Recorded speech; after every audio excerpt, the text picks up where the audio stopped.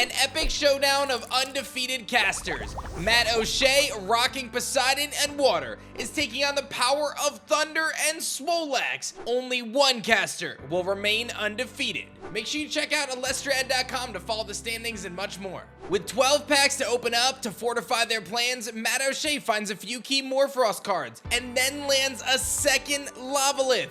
That's huge. A second Lavalith.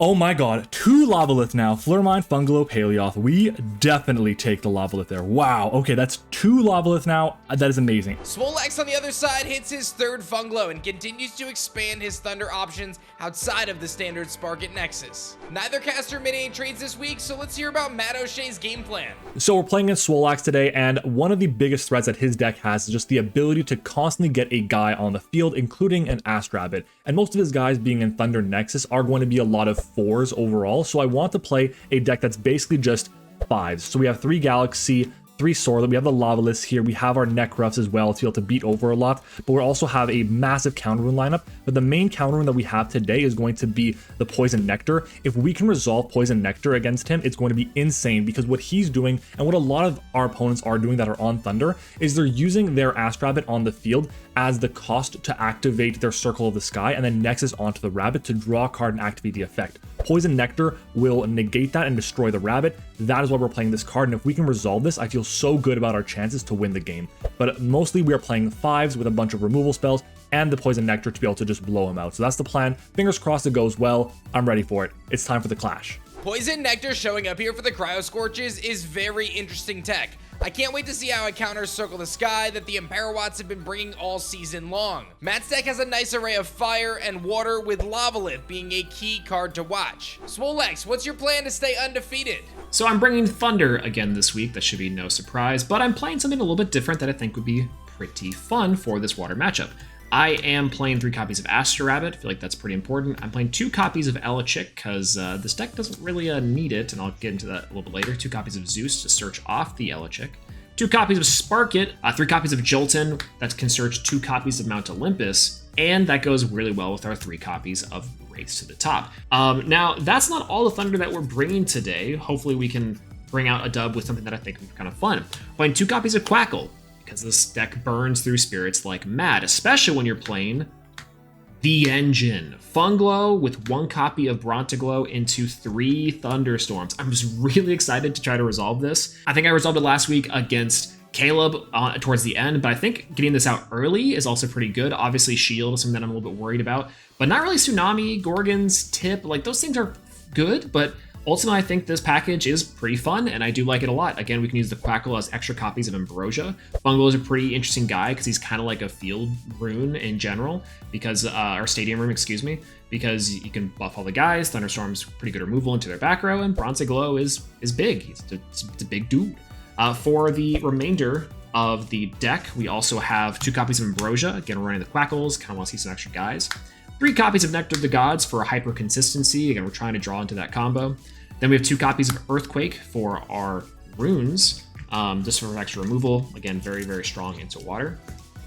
Then we got 2 copies of Gorgon's Gaze, which 3 copies of Shield, and 2 copies of Pandora's Box. This is the attack from last week into this week to hit Foamies and maybe some small Tugas. Very possible, but oh well, oh well. That's the deck for this week. Hopefully we can have a good game in, and that's all I can really hope for. But let's see how we do. I love seeing Brontiglow yet again this week. Pandora's Box is another interesting card that normally works super well against water, but in this matchup, it'll have to rely on hitting that small Tuga alone, or it's gonna be a useless card. 2 undefeated casters, let's see who keeps it that way. Looks like MattOshea is going first in this one and is going to cast a small Tuga to defense position. We were just mentioning how Pandora's Box has some limited application on Swolelax end, and one of the 2 cards that can even be useful against has just been played as that Smoltuga now searches out Necruff, and that's going to put Swolelax on the back foot already, but he might have a rabbit of his own. No, it's going to be Jolton instead.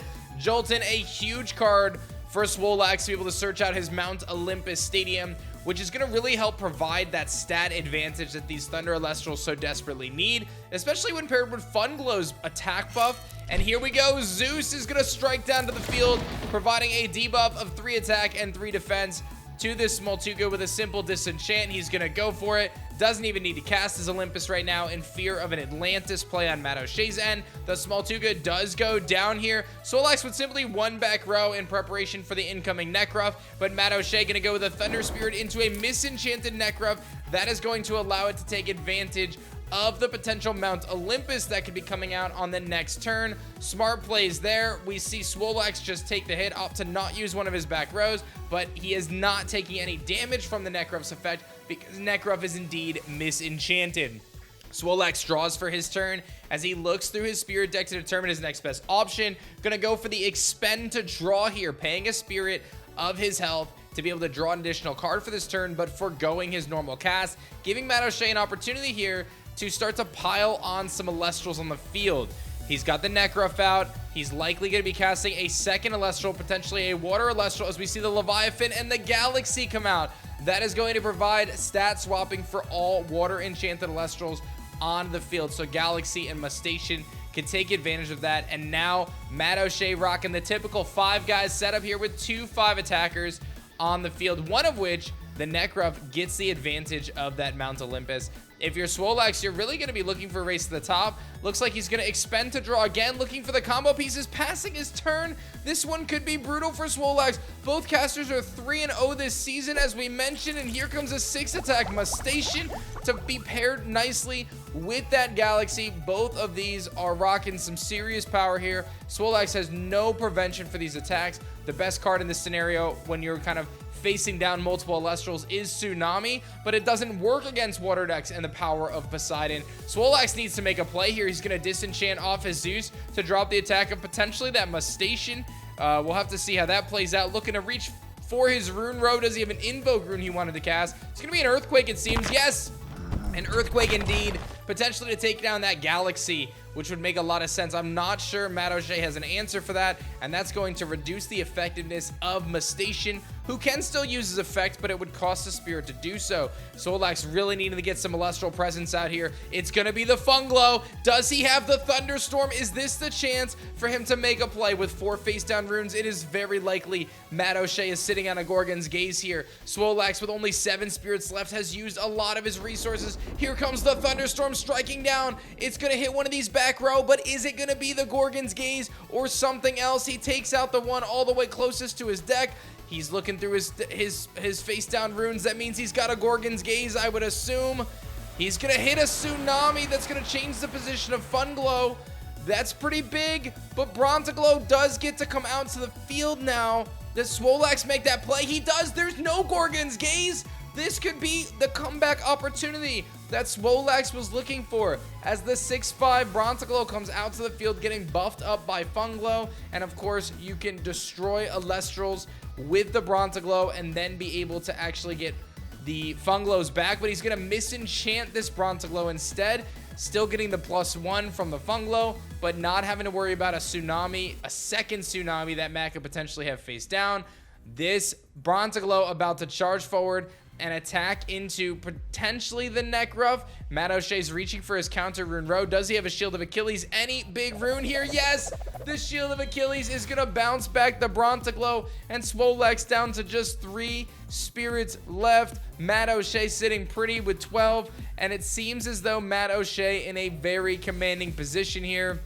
A Thunder Spirit hits the field. It's going to be a misenchanted Sorlet, continuing to take advantage of the buffs that Funglow is providing and the potential of a Mount Olympus hitting the field. Seems like MattOshea had the perfect game plan this week, rocking the 5 guys. Here comes Sorlet attacking into the Funglow. Swolelax with only 3 spirits left doesn't have a ton of options here to be able to stop these attacks. The Funglow goes down. Nekruff's going to hit for 1, and Swolelax is going to be desperately looking for Ambrosias and Quackles to regenerate those spirits. It's going to be a last-ditch effort. Spark it here.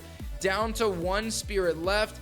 Looking at his face down runes, Swolelax in a very difficult spot, and MattOshea, the newcomer to the Elestriad, the newcomer to Elestrals, rocking water of all elements, and he is putting on a clinic so far in the Elestriad, helping carry the Cryo Scorches to their lead. He's got an Ambrosia here as well, and the 5 guys strategy proves to be too much for Swolelax as he is faced against such an offensive onslaught of Elestrals. I don't know any potential counter rune road that he could have at this point in a clash that would help him get back into this one.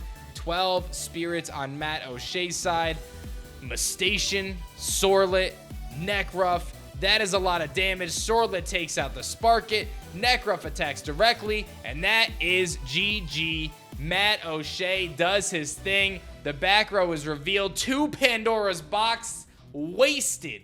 An unfortunate situation for Swolelax there. Almost predicted in that breakdown that Pandora's box normally so good against water this week, useless against the deck that MatOshea brought, and ultimately results in a game plan where the offensive power that MatOshea brought countered the defensive deck that Swolelax was anticipating him bringing. And we are now entering the best stage of the Elestriad, where these casters start to really counter deck their opponents. GG's to Matt. We'll see you guys for another epic clash tomorrow.